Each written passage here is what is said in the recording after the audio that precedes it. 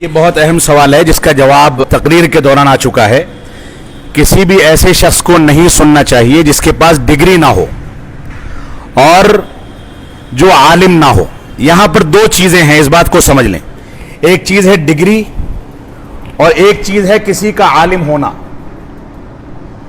عالم ہونے کے لیے ڈگری شرط نہیں، عالم ہونے کے لیے ڈگری شرط نہیں۔ یہ ضروری نہیں ہے کوئی عالم ایسا ہو جو مدرسے کا فارغ ہے وہی عالم ہو سکتا ہے، ایسی کوئی شرط نہیں۔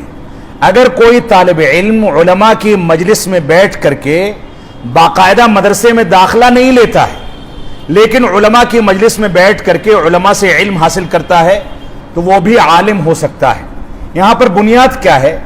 بنیاد ہے تزکیہ، بنیاد ہے تزکیہ و توصیہ۔ اس سلسلے میں ہمارے سامنے ایک روایت میں آپ کے سامنے بیان کر دوں۔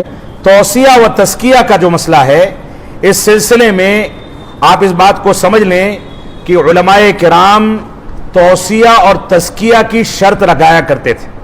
علماء کرام نے اس چیز کو ذکر کیا ہے کہ یہ تعلیم و تزکیہ، علم اسی سے لیا جائے جو علماء سے تزکیہ اور توصیہ حاصل کر لے۔ بسا اوقات مدرسے سے فارغ التحصیل طالب علم اس قابل نہیں ہوتا ہے کہ اس کو عالم کہا جائے۔ اس نے سند لینے کے لیے درس یاد کر کے امتحان پاس کر لیا، لیکن جو قابل اعتماد علماء ہیں اس کے زمانے کے، وہ اس سے مطمئن نہیں ہیں، تو ایسی صورت میں اس کو عالم نہیں کہا جا سکتا۔ لہذا عالم وہی ہے جو تعلیم حاصل کرے اس کے اصولوں کی بنیاد پر اور قابل اعتماد بڑے علماء نے اس سے اطمینان کا اظہار کیا ہو یا اس کو تزکیہ اور توصیہ دیا۔ اس سلسلے میں اللہ رب العالمین نے فرمایا سورۃ الجمعہ میں، هو الذی بعث فی الامیین رسولا منہم یتلو علیہم آیاتہ ویزکیہم ویعلمہم الکتاب والحکمہ وان کانوا من قبل لفی ضلال مبین۔ اللہ رب العالمین کا فرمان ہے کہ وہی رب کائنات ہے جس نے غیر پڑھے لکھے لوگوں کے بیچ میں، جس نے مختلف امتوں کے بیچ میں ایسا رسول بھیجا جو رسول اللہ کی آیتوں کو ان کے درمیان بیان کرتا ہے، پڑھ کر کے سناتا ہے، وَيُزَكِّيهِمْ، اور ان کا تزکیہ کرتا ہے، یعنی ان کو علم سکھا کر کے دوسروں کو بتاتا ہے کہ فلاں باتیں اس سے سیکھ لیا کرو، اور ان کو کتاب و حکمت کی باتیں بتاتا ہے۔ کتاب و حکمت سے مراد کیا ہے؟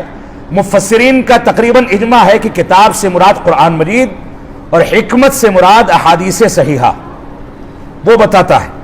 وَإِن كَانُوا مِن قَبْلُ لَفِي ضَلَالٍ مُبِينٍ، یہ لوگ اس سے پہلے کھلی گمراہی میں تھے۔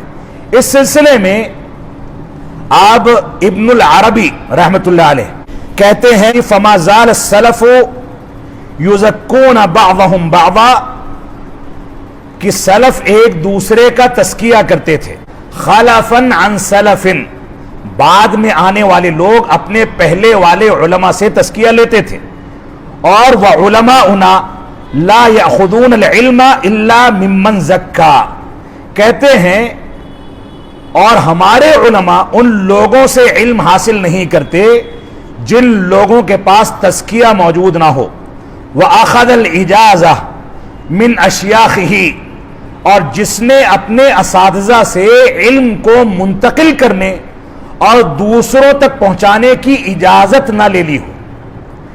یعنی علماء سے تزکیہ لینا ایک چیز ہے اور علماء کا اجازہ لینا کہ عالم دین دوسرے عالم کے بارے میں کہے کہ اس سے علم لیا جا سکتا ہے، یہ علماء سلف کا طریقہ تھا۔ لہذا عالم وہی ہے جو منہج سلف کو اور قرآن و سنت کو منہج سلف کے مطابق سمجھتا ہو، علماء کرام نے اس کے اوپر تنقید نہ کی ہو اور اس کے اوپر کم از کم خاموشی اختیار کر کے اس کے علم کو سراہا ہو یا اس کو تزکیہ دیا ہو اور اس کی توثیق کی ہو، اسی سے علم لیا جا سکتا ہے۔ آج کے دور میں یہ فتنہ بہت عظیم فتنہ ہے کہ ہم سب سے علم حاصل کرتے ہیں، جس کی وجہ سے ہم گمراہ ہو رہے ہیں۔